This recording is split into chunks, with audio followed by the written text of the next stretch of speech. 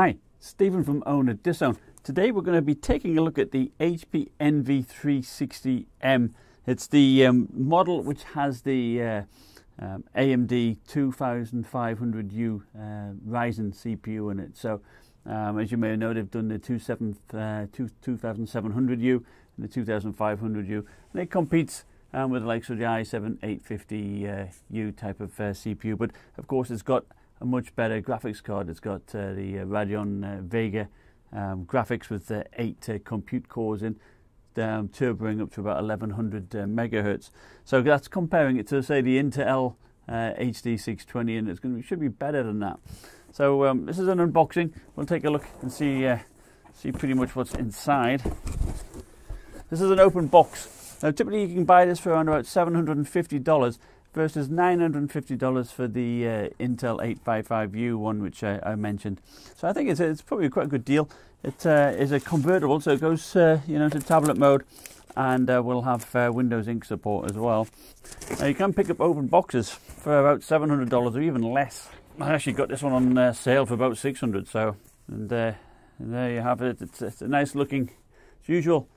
It looks like the rest of the NV line, and I think it looks pretty smart. Got the square power brick. So the power brick is small.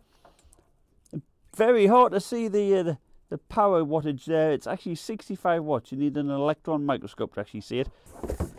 And that's it. So pretty bare bones in the box. I mean, of course, we've got a nice big trackpad here at the top, which I do like. Some awful ugly stickers, which these are the worst I've seen, to be honest. Not very good. Separate number pad. That is nice to see on such a on a 15-inch. It does have a 15.6-inch 1080p IPS display, 60 Hz, and it has 8 GB of DDR4 RAM. Not sure what the speed is, so we'll check that out. And it has a 1 terabyte hard drive in it. And it's probably a 5400 one, so it's not going to be the fastest. But we'll open it up and we'll take a look, see what is inside. Bang and Olufsen speakers. Speaker grill here at the top. And in terms of screen wobble, a lot of screen wobble. So it's a touch screen, but it's going to be bouncing around a hell of a lot by the looks of it.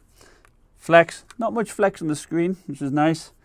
And of course, you can do it in the tent mode. Tablet mode. And we've got the Lenovo here, Yoga 720.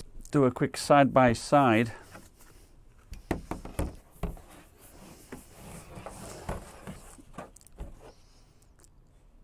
They look pretty the same length.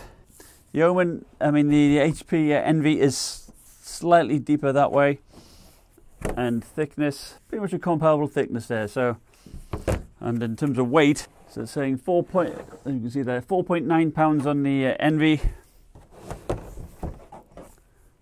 No, 4.8 pounds. So pretty much the same, very similar weight between the two. But of course, the Yoga's got more powerful CPU and a GPU in it, but the price difference is quite substantial. And I do like the design. So the hinges, they look like chrome with NV written on the back. We have some ventilation grills here to cool things here, and we have some venting here, but it's blocked off on one side. Look, there's only a little bit there. Build quality, it seems fine, although I do feel a very sharp edge here running along both edges. So that's not a very good finish. In fact, feels really sharp. So on the left hand side with the HDMI port, a super speed, so it's a USB 3 port, a power button, and the combo headphone microphone jack, and hard drive indicator light. So nothing at the front. And on the right hand side, we do have a full size SD card reader. It's nice. Look at that, we've got the Thunderbolt support here, so it looks like it, doesn't it, eh? Which would be interesting. So it's USB-C port, and here we have the volume rocker, which is handy for it being in tablet mode, and we have another super speed USB 3 port. So 2 of those in total. So that's the same as a Yoga. Fantastic. Alright, so I'm excited to try this one. This is my first AMD Ryzen laptop to try, and I think it's going to be pretty sweet. Now, you know, comparing it to some of these upcoming ones, of course, we've got the new Intel AMD based laptops coming up. For example, like the new Dell XPS 15 2-in-1, that will be coming up. Will be more expensive than this, and of course that has Vega GL say graphics, and which has 20 compute units, and so this only has 8. So you know, it's going to be like a third of the, probably trying about a third of the power. So, but still, this is a 15-watt TDP CPU, so the battery life should be fairly decent, and its base clock is 2 gigahertz, and it turbos up to 3.6. So it might, and it's a quad core with 8 threads, so it might still be quite useful. Anyway, let me know what you want me to test. Like, subscribe, and I'll see you next time. Bye.